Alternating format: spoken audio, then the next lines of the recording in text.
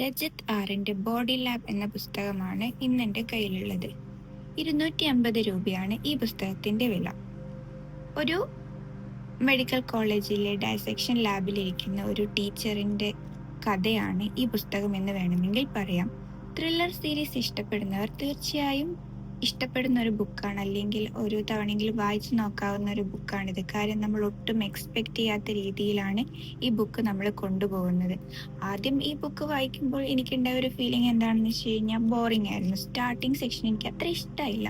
പക്ഷെ പോകെ പോകെ ഞാൻ വിചാരിച്ചു ഈ ബുക്കിൽ കൂടെ പുറത്ത് വരാൻ പോകുന്നത് ഒരു സൂപ്പർ നാച്ചുറൽ സൈഡാണ്, ഈ ബുക്കിൽ അങ്ങനെ ഒരു സൈഡാണ് ഇത് റിവീൽ ചെയ്യാൻ പോകുന്നത് എന്നാണ്.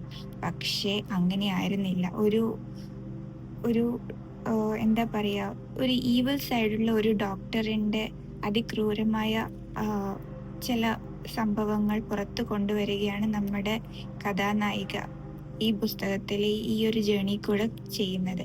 അപ്പോൾ ത്രില്ലർ സൈഡ് ഇഷ്ടപ്പെടുന്നവർക്ക് ഞാനിതിൻ്റെ കഥ മൊത്തം പറഞ്ഞ ഈ ബുക്ക് വായിക്കാനുള്ള ഇൻട്രസ്റ്റ് പോകും. സോ ഇതൊരു നല്ലൊരു ത്രില്ലറാണ്.